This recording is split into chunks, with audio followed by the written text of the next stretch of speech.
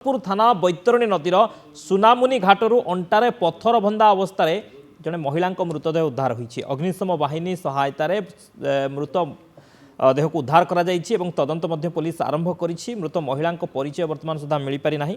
तेज गतकाली राति स्थानीय किछि लोक नदी कूल को जाइथिले। ए समय से पानी ऊपर को केवल जनकर हाथ देखा जाउथिबा देखिथिले। कहीं पानी रे बुड़ी जाउथिबा संदेह करथिले। पर आनंदपुर पुलिस को खबर देइथिले। पुलिस अग्निशम बाहिनी घटनास्थल में पहुंचीथिले। ठाकुरमुंडा अग्निशम विभाग पहुंची मृतदेह उद्धार करथिला। तो महिला अंटारे पत्थर बंधा होइथिबा बेले गोटे हाथ मध्य शरीर सह बंधा होइथिबा देखिबाकू मिलिछि। तेबे कहीं महिला को हत्या करी हाथ बांधिबा सह शरीर में पत्थर बांधी नदी को फिंगी देइथिबा संदेह करा जाउछि।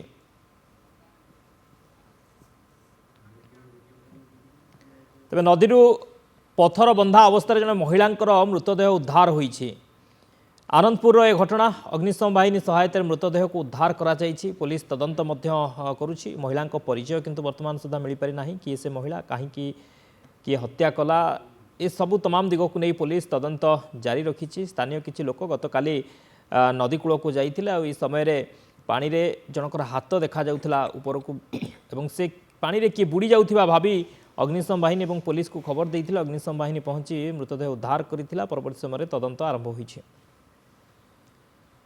दिलीप मिश्र आनंदपुर आम सहित लाइव रे जोड़ी होती। दिलीप वर्तमान पुलिस रो इन्वेस्टिगेशन कौन कहूँ क्यों परिस्थिति रे महिला मृत्यु है ताकू नहीं कि कौन तदंत आरंभ है एवं परिचय वर्तमान सुधा स्पष्ट हो पारा कि महिला मृत महिला हाँ सर बर्तमान मृत महिला परिचय मिल सारा एवं जे मारी हत्यागिरी तार भी परिचय मिल सारा।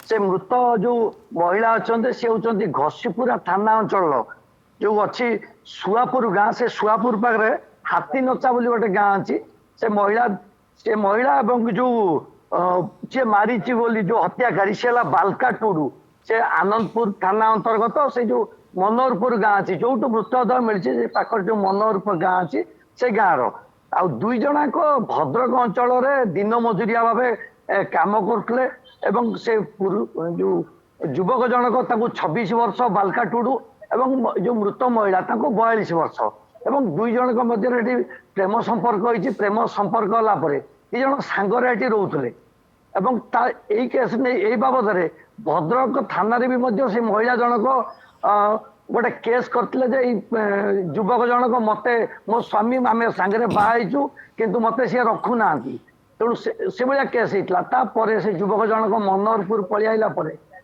से मेरी बेसरा सी भी 15 दिन है आसिक मनोहरपुर रोते एवं 2 दिन तले जो बालका टुडू तंटी चिपिकी हत्या करते हत्या कलापर बाइक मृतदेह को बांधिकी से निकटस्थ जो जंगल में बैतरणी नई अच्छी सुनामुई घाट से नहीं गोटे पत्थर बांधिकी पकई एवं जो गतकाली रात हाथ देखा किंतु दिलीप ए घटना रे केवल जनकर संपृक्ति रहुछि ना तांको आउ के मध्य सहयोग करिसंती से बाबद रे किछि जणा पड़िलानी कि हाँ घटनास्थल आनंदपुर एसडीपीओ एवं केन्दुझर एडिशनल एसपी समस्ते अछंती एवं घटना को जो तदंत को अधिका करुचंती एवं जहाँ प्राथमिक सूचना अनुसार से जो तथाकथित स्वामी जो युवक जनक बालका टुडू मार्ची बोली पुलिस आगे कही एवं पुलिस ताकू नहीं